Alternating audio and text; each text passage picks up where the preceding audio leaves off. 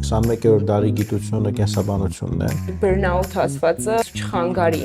առաջ գնալուն։ Աչքով տեսանելի է գիտության մեջ առաջընթացը։ Հիմիկվա սերունդը ավելի մոտիվացված է լինել գիտության մեջ։ Սովորությամբ ամենաուժեղ մրցակցային դաշտը աշխարհում դա գիտությունն է։ Ողջույն հարգելի հետևորդներ, ապագա հետևորդներ, այս վիդեոյի վրա թաքուն գտած շատ ժողովուրդ, բոլորիդ ողջունում եմ Գիտանլոկի երկրորդ էպիզոդի շրջանակներում, ուզում եմ մի փոքր վերհիշենք, թե նախորդ էպիզոդում ինչ ենք քննարկել։ Նախորդ էպիզոդում կարողացանք ունենալ հետաքրքիր քննարկում շատ կապված հասարակության սխալընկալման մասին, գիտական ոլորտում գործունեություն ծավալող մարդկանց վերաբերյալ,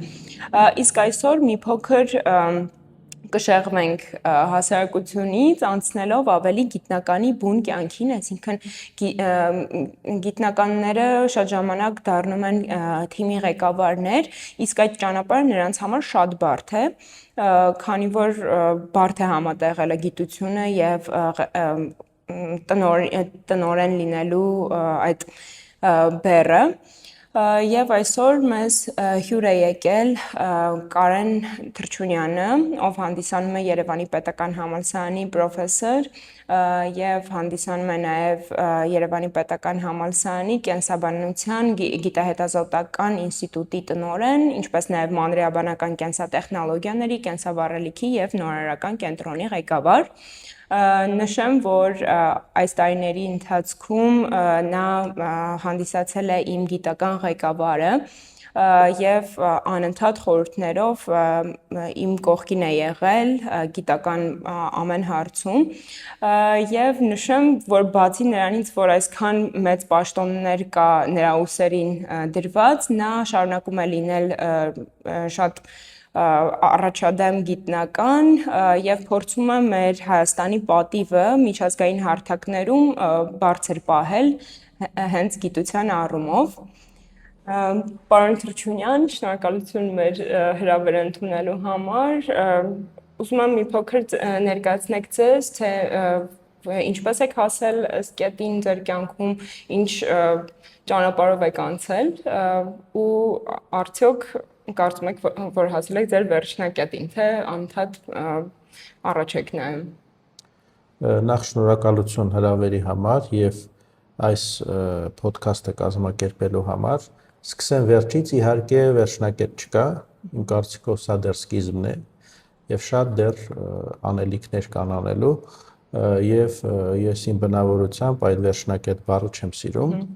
որտեվ երբ որ մենք վերջնակետ ենք խոսում, նշանակում այլևս ոչինչ չկա անելու։ Կյանք չկա։ Իսկ դա կարող է լինել միայն մի դեպքում, եթե կարձանագրված է, որ մենք այլևս ունակ չենք ինչ-որ մի բան անելու։ Ապրել։ Իհարկե իմ ուղին, որը որ ես հասել եմ այս կետին, այդքան էլ հեշտ չի եղել։ Եթե գիտական ուղու մասին է խոսքը, ապա բավականին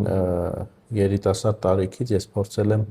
միշտ շփվել առաջատար մասնագետների հետ, չնայած այն տարիներին դա բավականին բարդ էր, քանի որ նման հնարավորությունները գրեթե չկային կամ շատ քիչ էին։ Իսկ հիմա գիտեք, որ շատ ավելի հեշտ է, նույնիսկ եթե չես կարող այցելել կոնֆերանսների, հնարավոր է կատարել on-line միտինգներ կազմակերպել կամ համապատասխան մեյլներով նամակագրվել կամ հեռախոսի, միջոցով։ Ամեն ինչ ավելի հեշտ է դարձել։ Այո, ավելի հեշտ է դարձել, այստեղ ցանկության խնդիրն է։ Ես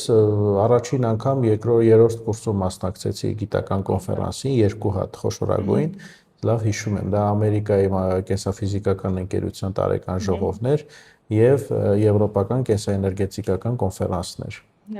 որը իմ առաջին այցերից մեկն էր, դա Իռլանդիայում էր եւ այդտեղից սկսած ես ծանոթացա շատ հայտնի աշխարհահռչակ մասնագետների, իհարկե որոշները հիմական, որոշները այլևս չեն աշխատում կամ արդեն կյանքից հեռացել են, բայց այդտեղից ես հասկացա, որ պետք է միշտ ունենալ առաջադիմական նոր մտածելակերպ, որով կարողանալ աշխարհի հետ խոսել առանց թարգմանիչի, իրենց լեզվով, որպեսզի այն ինչ որ դու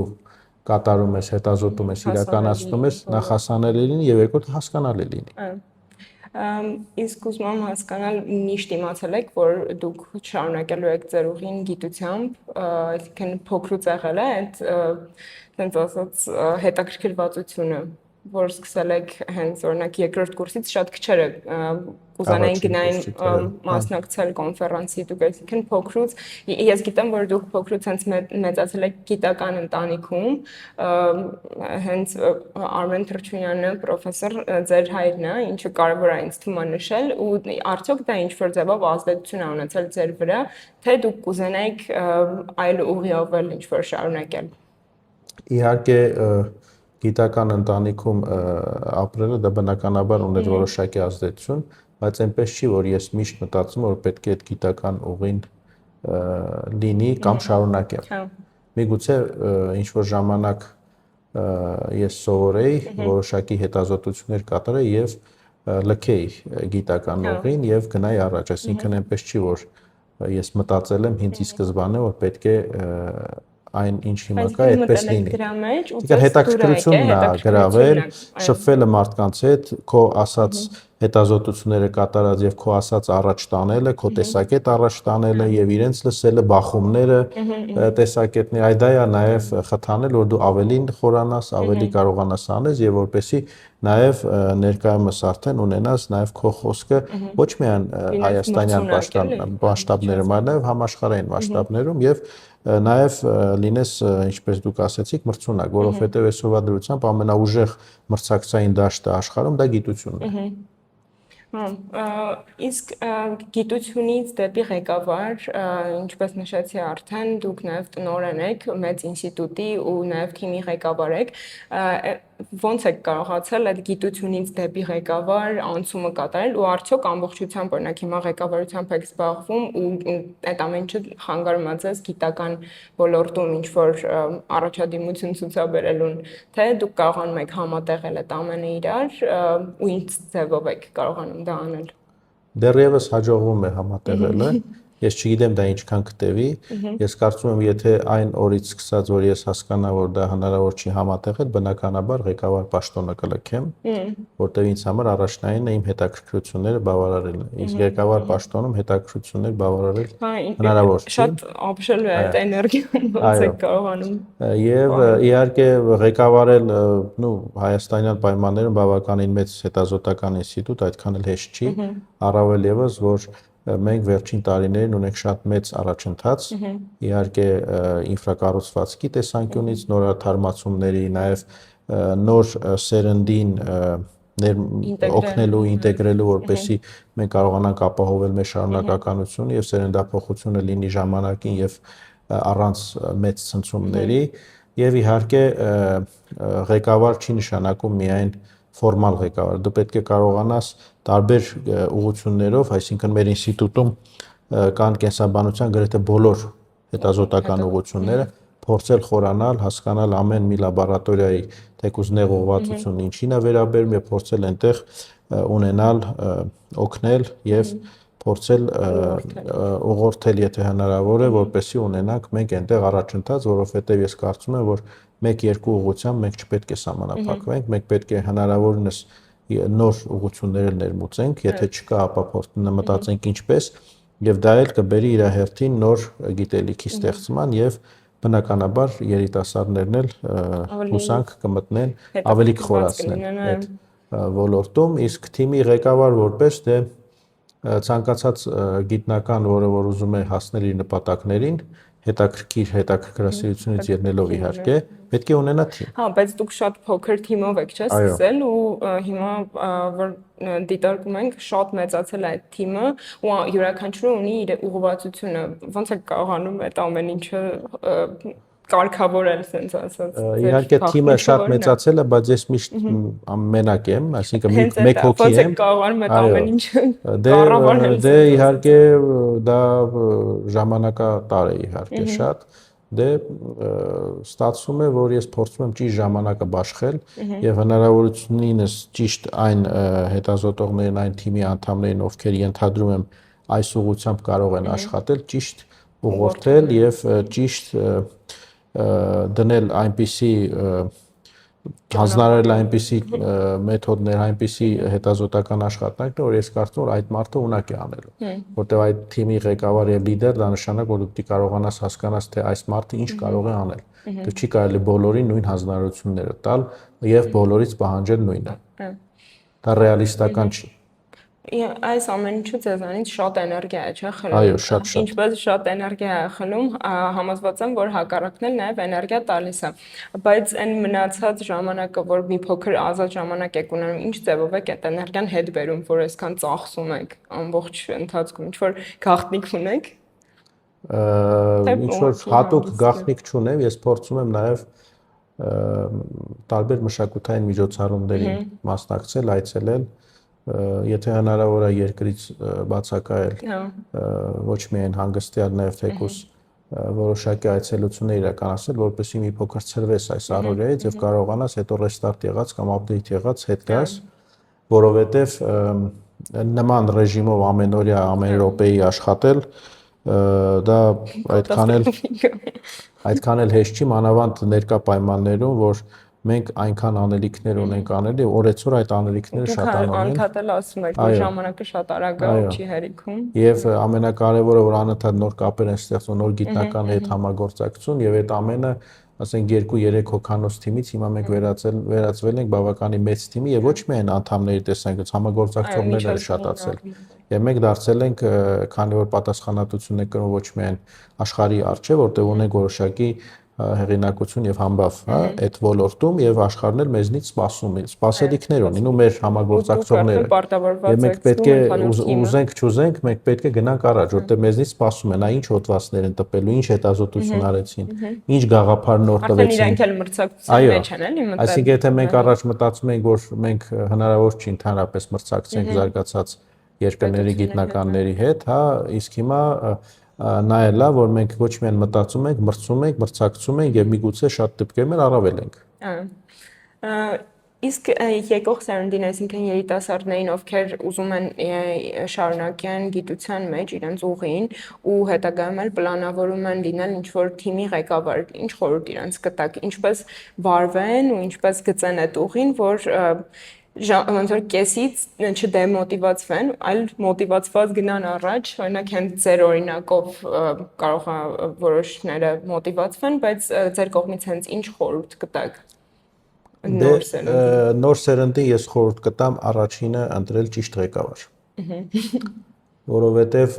ինչպես արտասահմանում տարբեր երկրներում, այնպես էլ մեր երկրում դա ընդունված բան է, ճիշտ ղեկավարը կարող է ճիշտ ուղղորդումներ տալ, որպեսզի երիտասարդ սերունդը ճիշտ ուղու վրա ընկնի։ Եվ երկրորդ իհարկե իմ համար կարևոր բան դա մոտիվացիան է։ Այսինքն եթե սերունդը մոտիվացված չէ, անիմաստ է զբաղվել գիտությամբ։ Իսկ դուք որպես դասախոս նկատել եք հիմիկվա սերունդը ավելի մոտիվացված է լինել գիտության մեջ, թե անցյալում ավելի շատ էր այդ ամեն ինչը։ Գիտեք, ես կասեմ, այս նոր եկող սերունդը որոշակի մոտիվացիան բարձրացել է։ Իհարկե միջանկյալ սերունդը, որը կար այդքան էլ, չէր զգացում համենայն դեպս։ Իհարկե մոտիվացիան նաև այսօրվա դրությամբ պետք է լինի որոշակի այնպիսի մոտիվացիա, որ մարդը հասկանա, որ կարող է մտնել գիտությամբ զբաղվել եւ որոշակի խնդիրներից խուսափել առօրյա, այսինքն կարողանալ ապրել, վաստակել եւ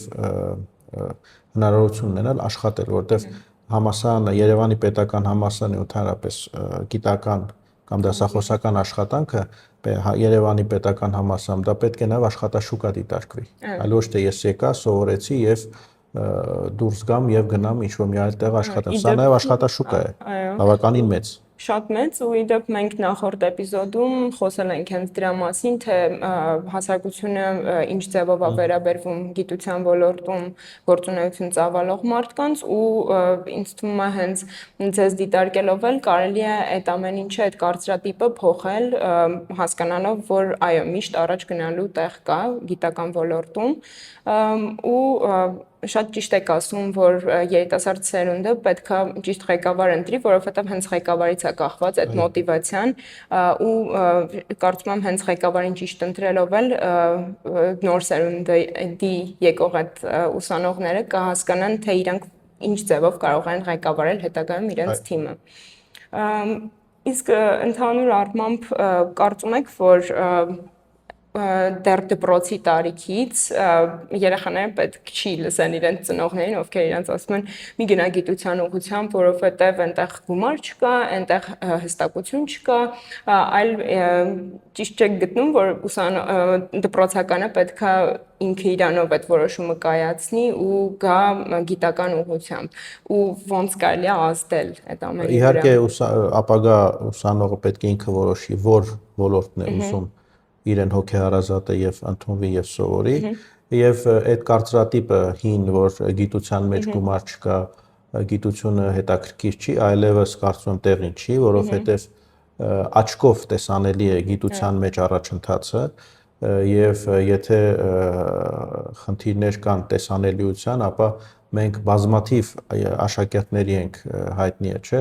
այս տարի էլ եւ ամեն տարի էլ ընդունում ենք դպրոցականների, որոնք գալիս են իրենց աչքով են տեսնում այդ փոփոխությունները եւ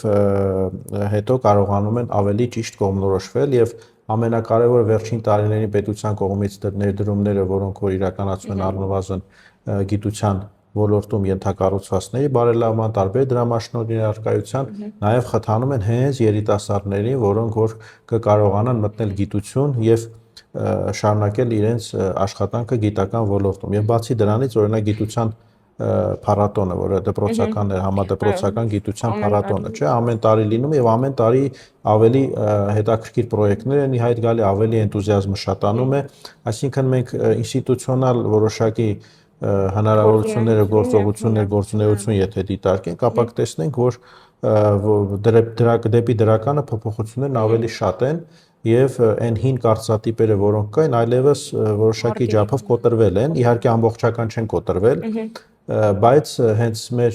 ֆունկցիանել եւ գործունեությունը նաեւ նրան է միտված, որ ոչ միայն հետազոտական աշխատանքով զբաղվել, հոդվածներ տպագրել, այլ նաեւ այդ աշխատանքը հանրայնացնել, որը իհարկե իմ կարծիքով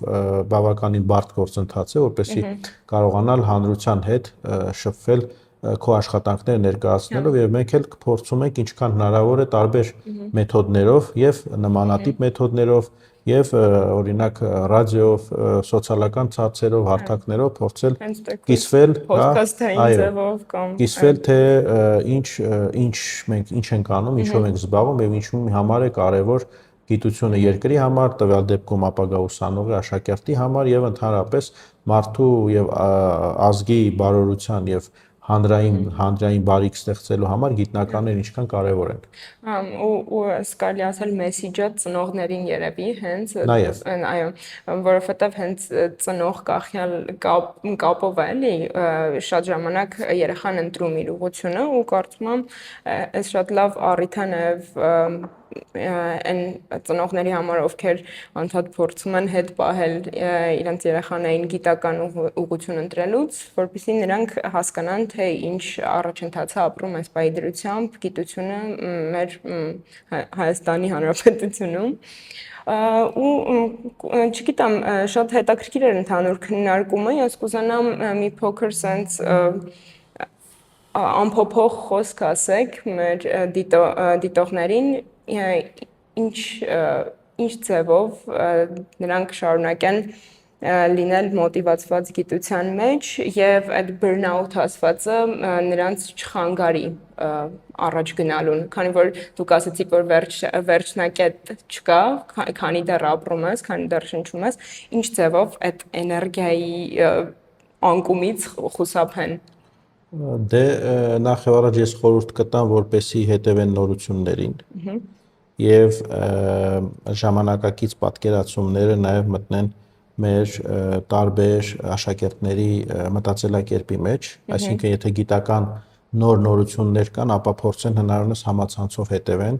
որովհետեւ դա նաեւ շատ կարեւոր է ընտրելու իրենց ուղղությունը։ Երկրորդը ես կուզենամ իհարկե շեշտադրել, քանի որ մենք կենսաբան ենք, ապա ասել, որ 21-րդ դարի գիտությունը կենսաբանությունն է եւ դրանով ամեն ինչ ասված է, որ շատ երկրներ, այդ թվում Հայաստանում, պետք է մենք փորձենք ավելի շատ զարգացնել այս ուղղությունը, օգտագործելով իհարկե հարակից ուղղությունների գիտելիքները եւ մենք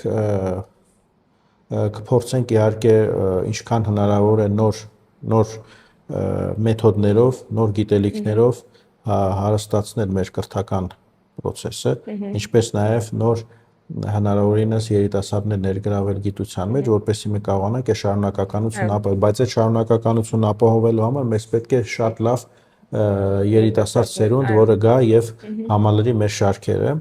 եւ իսկ ինչ վերաբերում է բռնաութին կամ այդ էներգիային, գիտեք ինչ, այդ շատ բարդ հարց է այն տեսանկյունից, որ ամեն մի անձ ունի իր լիմիտները։ Եվ ամեն մեկը կարող է մտածել, այ հիմա ժամանակն է, որ ես օրինակ ոչինչ չանեմ, ու պայմանական, հա, օրինակ իմ մոտ են լինում ժամանակ, որ մենք քննարկել ենք, որ այ հիմա ինչ որ մի քանի օր, չգիտեմ, մի շաբաթ ես այլ գործով զբաղվեմ, հա, ոչ թե անընդհատ հոդվածներ, հետազոտական աշխատանքներ, տվյալներ քննարկենք, այլ ընդհանրապես այլ որոշակի գործունեությամբ, որը իհարկե անմիջական կապ չունի, բայց ընդհանուր որոշակի ծրվես այդ գործից եւ օրինակ զբաղվես նոր միգուցե ինչ-որ մեթոդներ մշակել,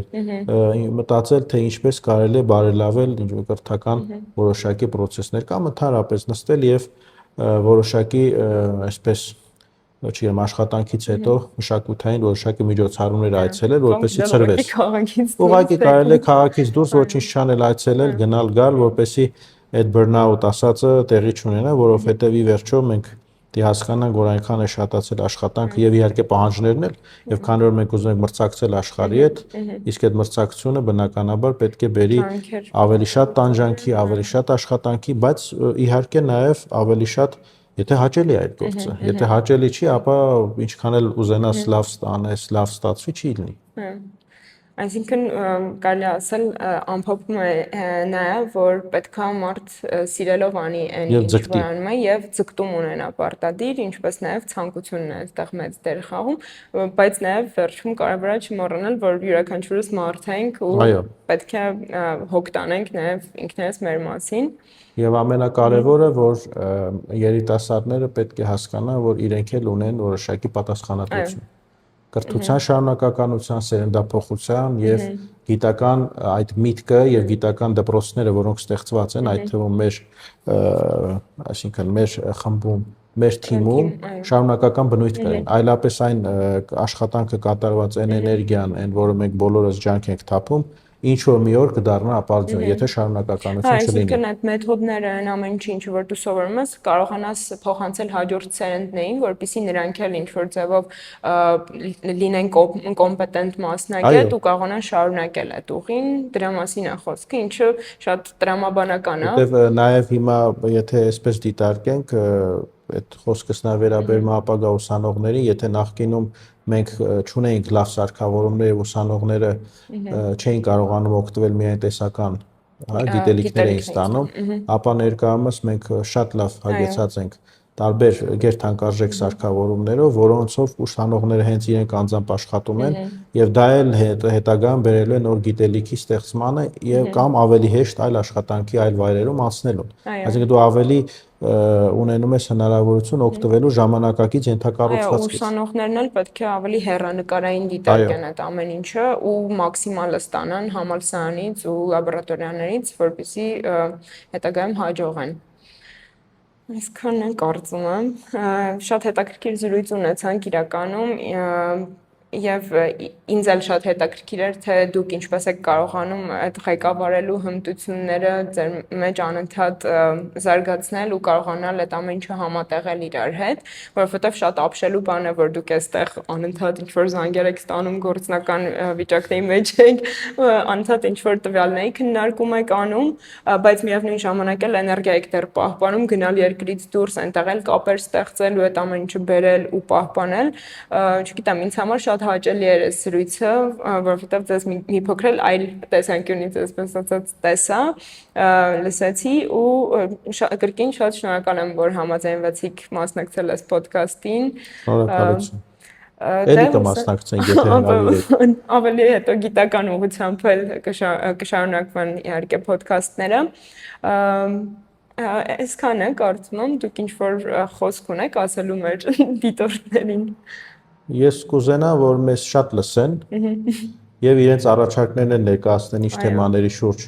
մենք քննարկումներ ունենանք, խոսենք, միգուցե այլ առաջարկներ էլ կլինեն եւ դուք կարողանաք մենք բացենք քննարկումները։ Այո, ամենակարևորն է, որ նաեւ մեր դիտորդների, հետևորդների ցանկությունները եւ առաջարկները լսենք, քանի որ մենք կենսաբան ենք մասնագիտությամբ եւ միգուցե կարող է մեր հարակից ոլորտների հետ առնչություն ունեցող միջգիտակարգային, միջմասնագիտական մոտեցումներ լինեն եւ նաեւ ընդհանրապես որոշակի թեմաներ, թեկուզ եւ կենսաբանական հետևորդներ առաջարկեն, մենք խոսենք։ Այս ամեն ինչը արվում է իրականում հենց հանրության համար ու հաճելի կլինի հանրությունից է ինչ-որ խորհուրդներ ստանալ, օրինակ կարելի է քննարկել այս թեման, ինչը որ հանրությանը հետաքրքիր է։ Շնորհակալություն։ Շնորհակալություն։ Կոֆե։